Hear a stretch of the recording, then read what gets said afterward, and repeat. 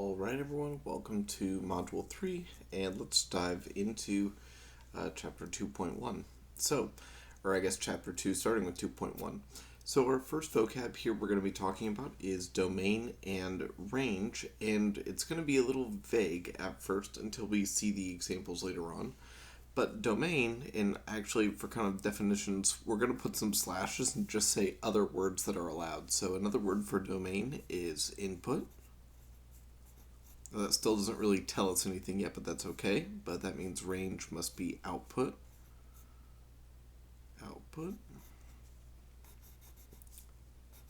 From there, other ones that, again, are still what I would call vague. There's independent, which I'm just going to shorthand like that, which then makes the range dependent. Again, if we don't know what that means, that's fine. And then we'll say, here's where things get a little bit more precise. How far left or right a graph can go. Now, I'm going to put that in quotes, and guess what? That makes this one how far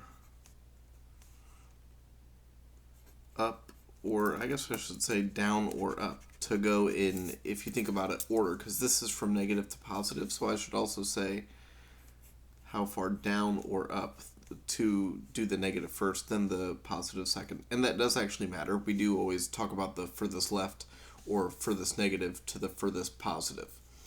So how far down or up a graph can go. I'm still putting that in quotes here. And so maybe now we finally, up above here, sorry, I'm kind of running out of space, but up above here, let's finally write the solid definition of domain, or what we're going to say. We're going to say all values of x that are allowed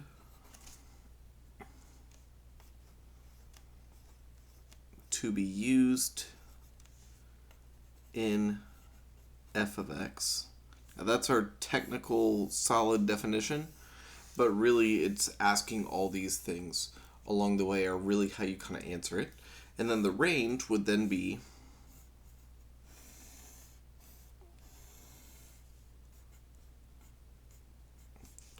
all, let's catch this wording, all obtainable values of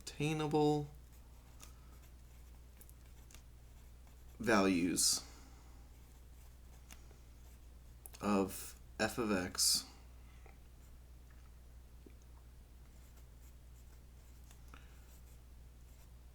produced from all possible inputs or the domain of f of x. All obtainable values of f of x produced from all possible inputs or the domain of f of x. Now, this phrasing right here, what I'm trying to hint at here is to talk about the idea that this is the dependent variable. So when we talk about plugging something in, we usually mean in place of x, where x is the thing we're choosing ourselves. We're saying, I can make the choice of what I want to plug in. Well, after I've plugged in all possible values, the question is, what did I get out of it, or what will I get out of it, or what are my options of what I could get?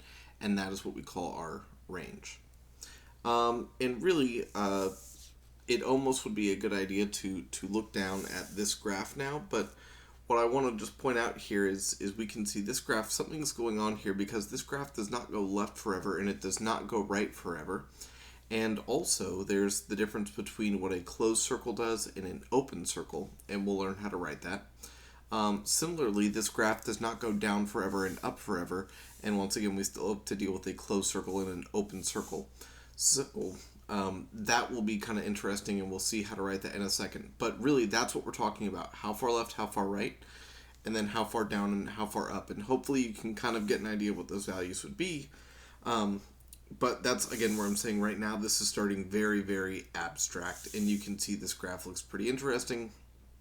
But anyways, we'll get there in a second. Now let's talk about how we can determine if something is truly a function. And we have a few tests to do that. Sorry, let me refocus.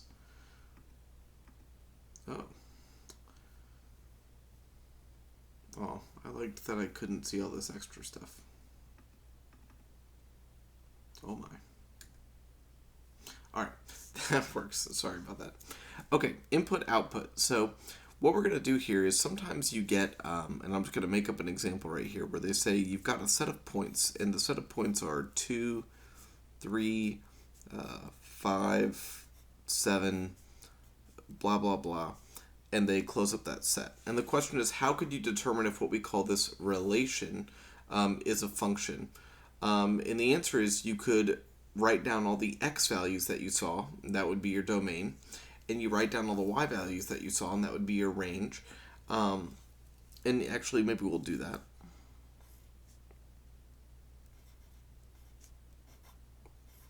And so for this relation, let's just write down actually the domain and range for this relationship. Your domain would be, well, what are the x values that you saw? Your domain would be 2, 3, and 5, because those were the values that I saw for x, my input. And then range, what did I get out? Well, I got out 3, and then I got out 7, and I got out another 7. Now, when we write things in these curly braces, we're actually referring to something called a set, and that means it's just any time you saw that item, include it, but you only have to write it once. So this would be your range, because there were only 2 values for the range, because one of them showed up a second time. Now the question is, still, we have an answer to get, is this a function? And here's the short answer. It's kind of like a flow chart. 1, if x never repeats, yes. So already I know the answer to this question because I look at my x values. I saw 2, I saw 5, I saw 3. None of those ever repeated. So this is a function because x never repeated. Now then step 2 is if x repeats,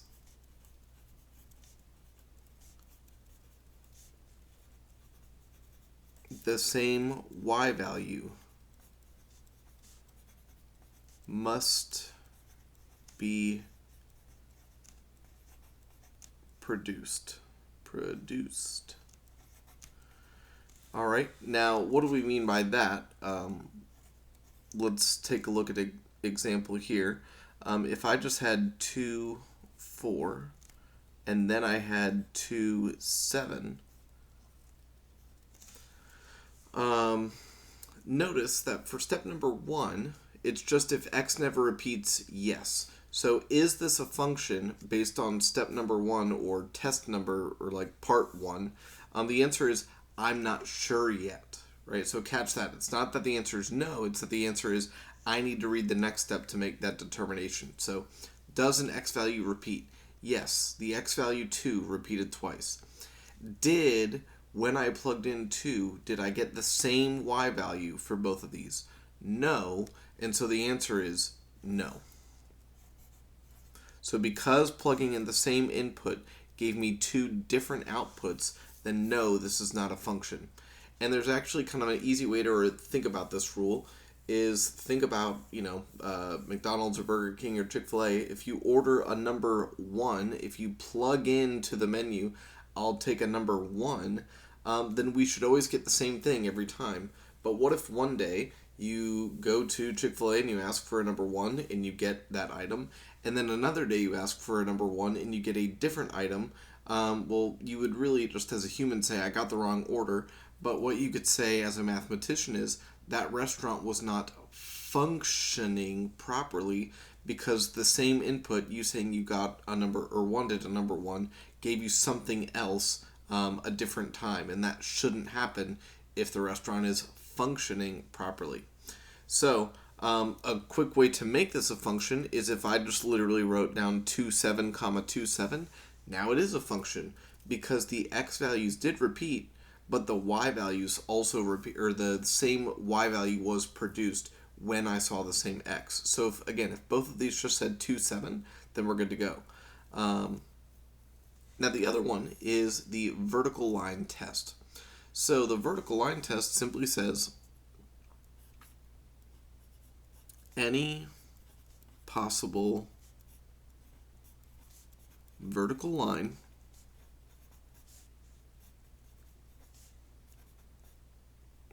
will touch the graph, and catch this wording here, at most once. Now to understand this, and you'll have some examples in your homework that are not functions, but all I'm going to do is I'm going to say all the graphs we're about to look at will pass the vertical line test because we are looking at functions. Okay, so we've covered a lot of the big abstract legwork here. Now let's talk about our domain and range in our interval notation. So interval notation is a little new, but it's not too tricky.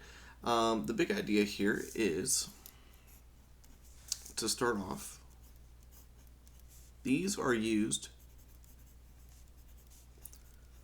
when you can touch.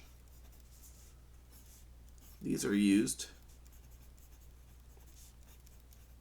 when you can approach.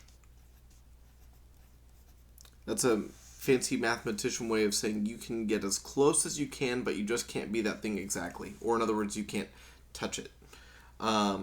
So what would the domain of this graph be? And that means how far left and how far right. So really, hopefully you can kind of see, and I've even got my pencil here, how far left and how far right. Well, I can go from here to here. And actually, even me doing that right there is showing you the vertical line test, if you think about it that way. Because my pencil, it should be, a lot skinnier. But my pencil, kind of like one of those tick marks, only touches that graph at most once, if you can imagine that. If it was just a little sliver, the size of any one of those lines. Now, because of that, if I ask how far left and how far right, hopefully, in terms of x values, my inputs, my domain, and also, sorry, that's another one we could write, is domain is x and range is y. Hopefully that was kind of implied, or we said that in other ways, but yes. How far left, how far right? All right, let's get to it. So it goes from 0 is the furthest left, over to 4. One of them is a closed circle, which means I can touch. One of them is an open circle, which means I can't. And so the way I would write my domain is bracket 0, because I can be 0. The circle is closed, showing I can touch it, or at some point the pencil did fill it in. And then I can get up to, but cannot be exactly 4. Now, a word of caution is in your online homework, you're going to see this show up red because your homework's, if fancy word, linter is expecting to see, whoever wrote the code for it said, hey, if you drew a open square bracket, then I expected to see a closed one. Or if you had a closing parentheses, I expected to see an open. So it's going to show up red, but trust me, you'll still be correct. So just be aware of that. All right. The range then should go much more quickly because it's how far down we go and then how far up we can go. And I go all the way down to -9, and I can be -9. I go all the way up to 6 on the y-axis, but I cannot be 6. And there's your domain and range. Now this interval notation is going to serve us well, and we're going to see it as we keep on going. Let's keep on going.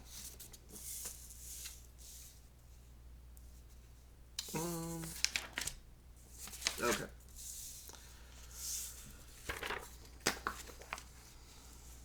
All right. Up next, in terms of domain and range and what we're allowed to plug in, let's also just practice a few wacky looking problems here real quick. Let's practice plugging stuff into this just to really assure ourselves that we know how to do that. So the first one's easy, f of 4. We kind of did this last week. We're just going to plug 4 in. I'm going to do that carefully with parentheses. Hopefully, maybe we're getting to the point where we wouldn't even need to write this down. We could just automatically run to our calculator or do some mental math and work it out. But this is going to be 16. I'm doing my exponents first. Then, because my exponent's there and that's a separate term, I can go ahead and do my multiplying. So I've handled the E and the M of PEMDAS, and now the only thing left to do is addition, and that gets me 39. All right, we're done. Now here's where things get wacky, and here's why parentheses should always be used when you substitute. It'll help you figure out what's going on here. I'm going to make a parentheses here, and maybe this will help as well, because this looks pretty wacky.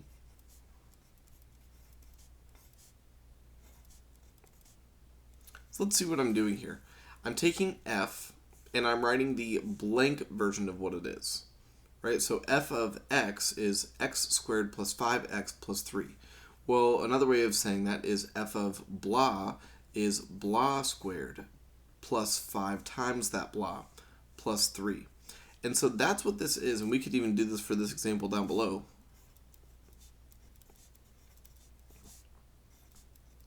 And really, we could have done it for the first one as well. It was just easy to plug in because it was a number. But I hope you kind of see where I'm getting at here is that no matter what these say, you start off with a blank parentheses and then fill it in. Now, because I knew it was just a little simple 4, that's why I only made my parentheses is because I needed to, but hopefully you kind of see where I'm going with that. So here, I can plug in x plus 3, and there we go. Now, the issue is I should actually work that out. For sake of time and space, this gets FOILed out. This, what you do with that is you actually do x plus 3 times x plus 3, because that's what squaring means, multiplying it by itself. I'm going to wait on that and work that out in a second. I can go ahead and distribute this in the next term. That's going to give me a 5x and a 15. And then I still have my plus 3 at the end. All right, I'm running out of space a little bit here, but I think I can handle it. I'm going to do this foiling mentally and write down what the answer is going to be. You're going to get an x squared. You're going to get a 6x from the outer and the inner combining. So that's really a more than one step process that I'm condensing. Now then I still have my 5x, and I might as well put these together and make 18. And so finally, I guess we'll just make a little line here. Finally, what is this going to be? It's going to be x squared, and then a 6x and a 5x makes 11x, and a 9 and an 18 makes 27. All right, and so now I've worked that out. I've substituted x plus 3 in. I squared it by foiling it out. I distributed the 5 to the x plus 3, which got me that. I combined my like terms, and there's my new result.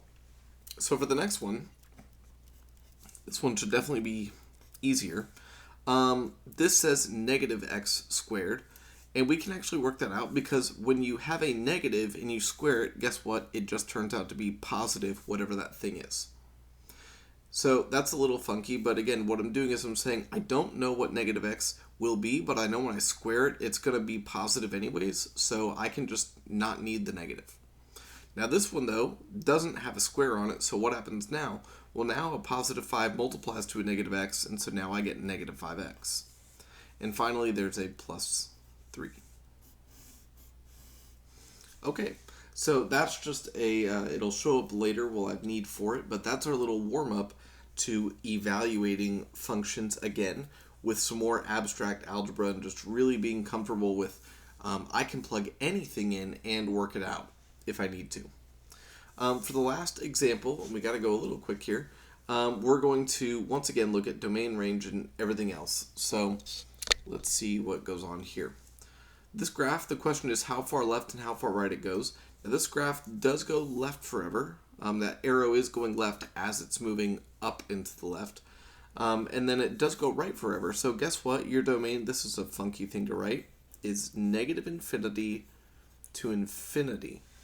Now, that is the mathematical way of saying left forever and right forever. Negative infinity, because after all, this x-axis is going to -3, then -4, and on and on. This graph is going all the way to 9 and on and on. So there's my domain right there. How far left and how far right. Notice there is no open circles or closed circles anywhere in the middle here, so that's why I didn't need to worry about the middle. It was just the ends. Now, how far up or how far down do I go? And it does go in order. It goes from furthest down to farthest up. This one's a little weirder to think about.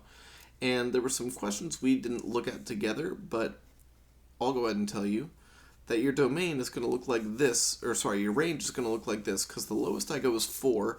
I am 4 at these points, and then I can go up forever, and I would still, overlap with this blue line at some point. And I would go up forever, so that's actually my range right there. The lowest I go is 4, with a bracket, because I can be 4.